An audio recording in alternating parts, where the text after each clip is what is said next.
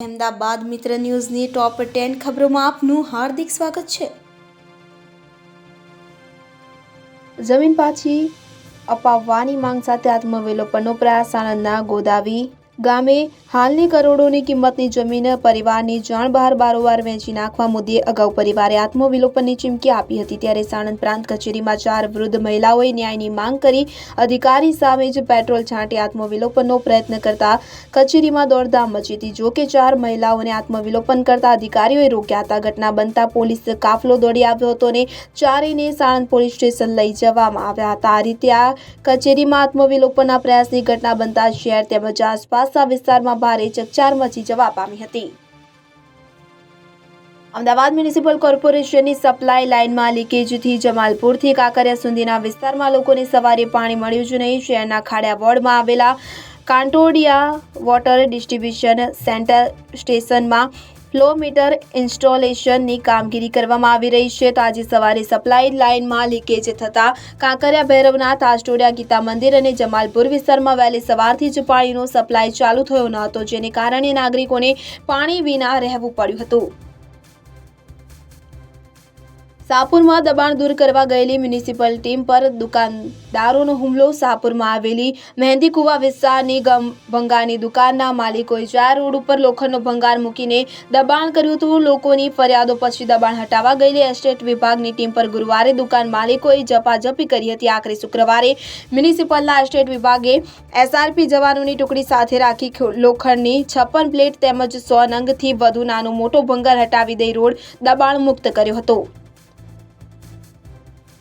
Property tax ન ભરતા 6775 મિલકતોની કોર્પોરેશને seal કરી। અમદાવાદ મ્યુનિસિપલ કોર્પોરેશનના ટેક્સ વિભાગ દ્વારા બાકી ટેક્સની વસૂલાત માટે ફરી એકવાર મિલકત સીલિંગ ઝુંબેશ શરૂ કરી છે।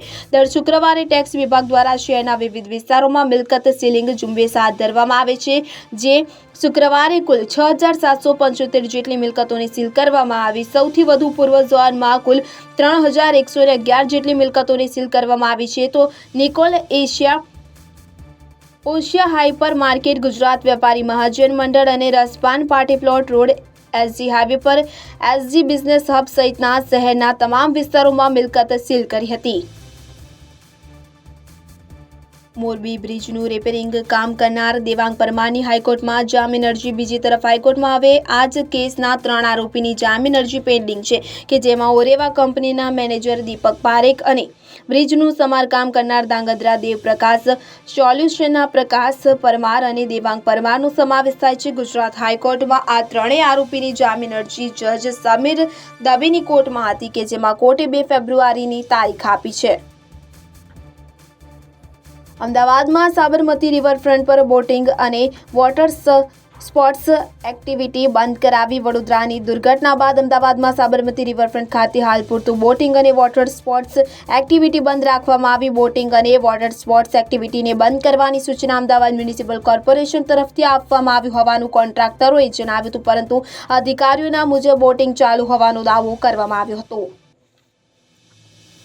વેજલપુરમાં 51 લાખ લીટર અને દુધેશ્વરમાં 20 લાખ લીટર ક્ષમતાની પાણીની ટાંકી બનશે। અમદાવાદ શહેરમાં વર્ષો જૂની પાણીની ટાંકીઓ હોવાના કારણે ઓછા પ્રેશરથી અને વધતી જતી વસ્તીને કારણે ઓછું પાણી મળતું હતું। તેની સમસ્યાના નિવારણ માટે નવી પાણીની ટાંકીઓ બનાવવામાં આવી રહી છે। શહેરના મધ્ય વિસ્તારમાં દુધેશ્વર અને પશ્ચિમ વિસ્તારમાં વેજલપુર ખાતે નવી પાણીની ટાંકી બનાવવા માટેની મંજૂરી આજે મેળવી વોટર સપ્લાય કમિટીમાં આપવામાં આવી છે। તો વેજલપુર વિસ્તારમાં હયાત પાણીની ટાંકી કરતાં 5 ગણી મોટી પાણીની ટાંકી બનાવતા 1 લાખથી વધુ લોકોને ફાયદો થશે। દુધેશ્વર અને આસપાસના વિસ્તારમાં પણ પાણી માટેની જે ફરિયાદો હતી તે દૂર થશે।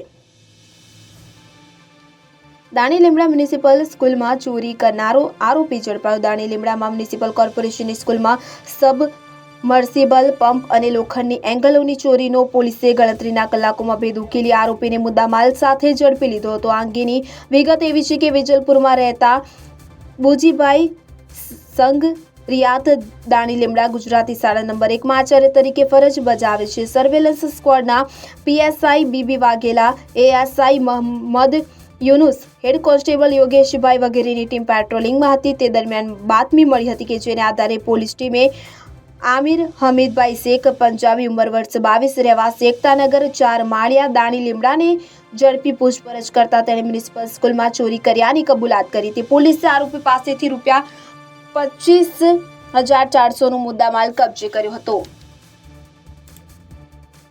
સાણંદ શહેરમાં સમડી અને ચરલમાં વિદેશી પક્ષીને દોરીથી ઈજા થતા રેસ્ક્યુ. પ્રાપ્ત માહિતી અનુસાર સાણંદના નળ સરોવર રોડ પર જેડીજી શાળાના મેદાનમાં ઝાડની વચ્ચે દોરીમાં એક સમડી ફસાઈ હતી કે જેની જાણ સ્થાનિક દુકાનદારોને થતા સાણંદ સાધન ફાઉન્ડેશનના ગૌરવભાઈ ઠક્કરને જાણ કરતા તેઓની ટીમના અભી ઠક્કર અને હર્ષ દોબી તાત્કાલિક દોડી આવી સ્થાનિક લોકોની મદદથી સમડીને ભારે જહેમતથી રેસ્ક્યુ કરી હતી અને દોરીથી સમડીને ઈજાઓ થતા તાત્કાલિક સારવાર કરવામાં આવી હતી. બીજી તરફ સાણંદ તાલુકાના ચરલ વિસ્તારમાં દોરીથી ઘાયલ વિદેશી પક્ષીનો જીવ બચાવ્યો હતો. વિરમગામના વાસવામાંથી એલસીબીએ દારૂની 446 બોટલ ઝડપી પાડી. અમદાવાદ જિલ્લા ગ્રામ્ય એલસીબી દ્વારા વિરમગામ તાલુકાના વાંસવા ગામે રહેતો મહેશભાઈ મનુભાઈ સોલંકીના રહેણાંક ઘર પાસે ડાળિયામાં સંતાડેલો ભારતીય બનાવટનો વિદેશી દારૂની બોટલ નંગ 446 કે જેની કિંમત ₹87,250ને ઝડપી પાડી કાર્યવાહી કરી હતી. અહેમદાબાદ મિત્ર ન્યૂઝની યુટ્યુબ ચેનલને સબસ્ક્રાઇબ કરો અને બેલ આઇકોન જરૂરથી દબાવો જેથી દરેક મહત્વના વિડીયોની નોટિફિકેશન તમને મળતા રહેશે.